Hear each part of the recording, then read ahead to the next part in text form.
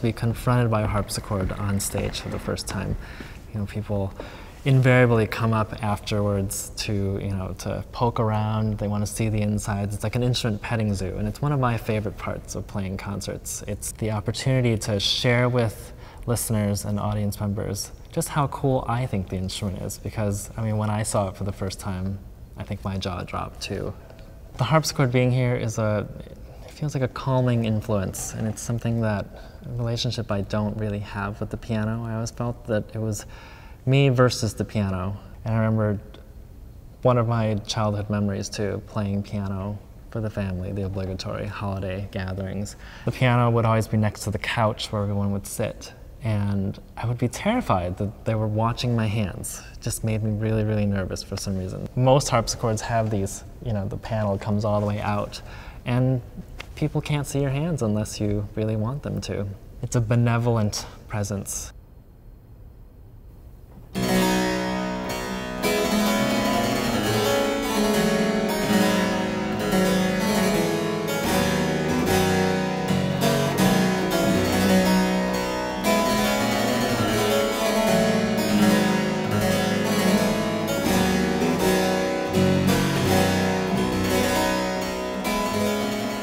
I think the whole act of getting dressed up for a concert, like, you know, putting on your tux or your white tie and tails, it's almost like putting on a superhero's costume. Like, you know, you are playing a different character from, you know, the ordinary, everyday person. When you walk on the stage, you're a different person, you know, and the audience sort of reacts and responds to that. It's like putting on armor in a way, I think. And I think that's sort of one big thing that helps get your mindset in performance mode. I think the most famous quote is Sir Thomas Beecham. He said, "The sound of the harpsichord always reminded him of two skeletons doing it on a tin roof." So that sort of misconception just pervaded the sound world of the harpsichord for 20, 30, 40 years. And only within the past 10, 15 years have performers really begun to get to the bottom of what truly expressive harpsichord playing is. And a lot of the playing techniques from the Baroque period, I think, are still in the process of being rediscovered.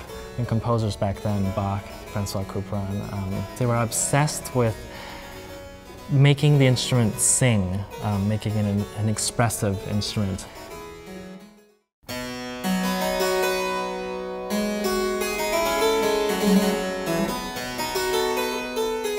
Harpsichordists have the luxury and the curse, I'd say, of having to cart around our instruments. You know, a pianist would a lot of times arrive at a hall and sort of be stuck with whatever they had there, for better or for worse. But we have these instruments that, you know, we know in and out. Just getting it in the space, having the instrument get used to the space too. I mean, I feel that the harpsichord, like a lot of other instrumentalists probably say this about their instruments too, cellists, violinists, that they have a personality of their own. And they respond differently to different humidity levels and climate, but also I think they have a soul of their own too, and it's as much about them being on stage as it is the performer. This harpsichord, I bought it in 2008 from a gentleman out in Omaha, Nebraska, and he had purchased it for his late wife, who was a harpsichordist. And when I was loading it up in the van, he said, "Her name is Princess. You'll discover why." You know, she's sort of, she cuts an imposing presence on stage, but she's also finicky. You have to treat her well, and she'll treat you well. She is very high maintenance at times, but, you know, is just a treasure. Mechanically, it's a very simple sort of machine.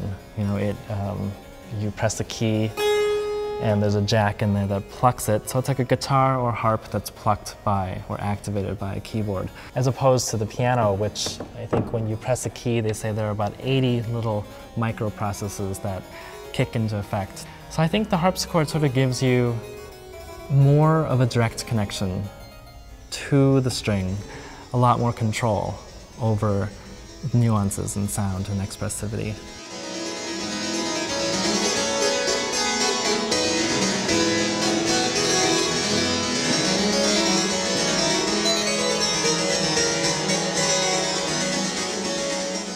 years and years, I would just go after work. You know, I'd walk 2 blocks over to the Chicago Temple. The harpsichord is there in the sanctuary. So every day at 5:15, I'd practice after work. And after a while, they sort of, you know, there were just a group of homeless people that sort of came to expect, or, you know, they knew that there would always be music. And I think it was really helpful for me because the practice sessions were all almost pseudo-performances in a way. You know, there was always an audience there, and it really helped me come to terms with performance nerves and stuff like that. And it was just great to be able to share this music with, you know, these people, and to be able to play the harpsichord in such a welcoming, supportive environment. Alfred Brendel has always been one of my favorite pianists. He was describing what audiences look for in a performance. You know, they look for an escape from the banality of everyday life. They look for something sublime, and that as a performer, it really is our responsibility, our mission, or our duty to take them out of their everyday existence and deliver that sublime experience. Just taking them out of time, you know, for an hour and a half, and whisking them off to, you know, some intangible third plane.